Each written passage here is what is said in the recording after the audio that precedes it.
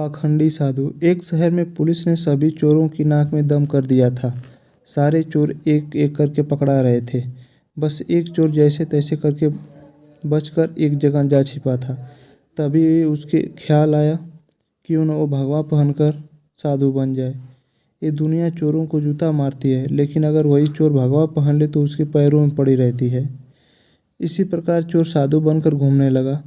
कुछ दिनों बाद पाखंडी साधु में एक कला थी कि वो बोलने में बहुत माहिर था।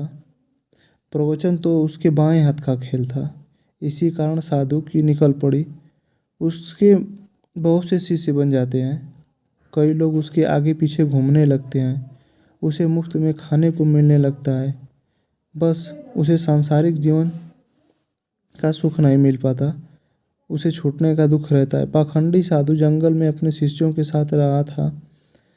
तभी उसके आश्रम में एक सेठ आया। सेठ को भी पाखंडी साधु ने अपने बोलने की कला से प्रभावित कर दिया। साधु से मिलकर सेठ अपने घर पहुंचा तो उसे एक ख्याल आया।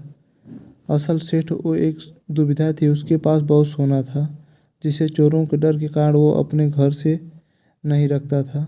उसने सोचा क्यों न ये सोना साधु आश्रम में रख दिया जाए, क्योंकि साधु को कभी कोई मोह माया नहीं रहती।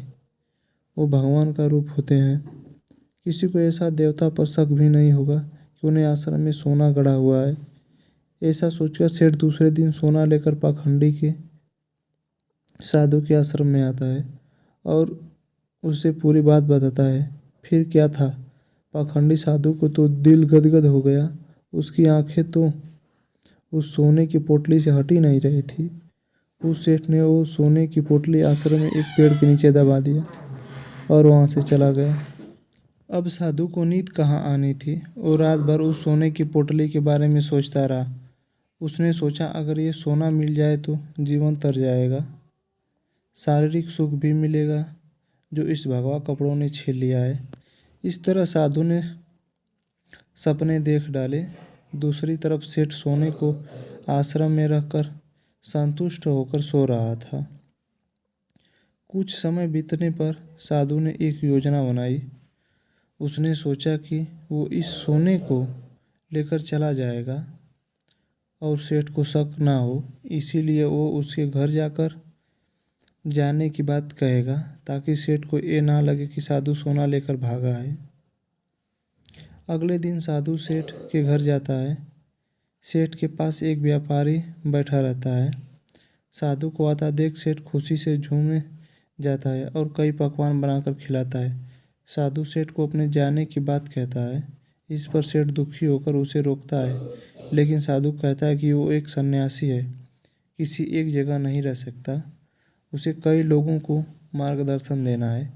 ऐसा कहकर साधु बाहर निकलता है और जानबूझकर सेठ के एक तिनका उठा ले जाता है। थोड़ी देर बाद साधु वापस आता है, जिसे देख सेठ वापस आने का कारण पूछता है। तब साधु कहता है कि आपके घर का यह तिनका मेरी धोती में लटक कर मेरे साथ जा रहा था, वही लौटाने आया हूँ। सेठ हाथ जोड़कर कहता है इसकी क्या ज़रूरत थी। तब साधु कहता है इस संसार की किसी भी वस्तु पर साधु का कोई हक नहीं है। फिर अपनी बातों से वो सेठ को मोहित कर देता है और वहाँ से निकल जाता है। यह सब घटना सेठ के पास बैठा व्यापारी देखता है और सेठ को पूछता है कि कौन है ये साधु। तब सेठ उसे पूरी बात बताया, जिसे सुनकर व्यापारी ज़ोर ज़ोर से हंसने लगता है। सेठ हंसने का कारण पूछता है। तब व्यापारी उसे कहता है तुम मूर्ख हो, वो पाखंडी तुम्हें लूट ले गया। जिस पर सेठ कहता है कैसी बातें करते हो, वो एक संत है, बहुत ज्ञानी है। व्यापारी कहता है अगर तुम्हें अपना सोना बचाना है तो उस जगह चलो जहाँ सोना दबाया था। सेठ उसे वहाँ लेकर जाता है और खुदाई करता है, लेकिन उसे वहाँ कुछ नहीं मिलता। वो रोने लगता है। तब व्यापारी उसे कहता है रोने का वक्त नहीं है, जल्दी चलो, वो साधु दूर नहीं गया होगा। सेठ और व्यापारी पुलिस को बोलते हैं और पुलिस उस पाखंडी साधु को ढूंढ लेती है। तब सभी को पता चलता है कि वास्तव में यह कोई सिद्ध बाबा नहीं, एक चोर था, जिसने अपनी बोलने की कला का इस्तेमाल कर कई लोगों को लूटा था। पुलिस से बचने के लिए भगवा पहन लिया था।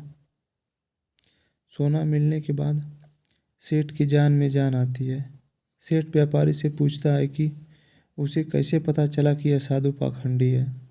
व्यापारी ने कहा, वो साधु बार बार अपने आप की तारीफ कर रहा था।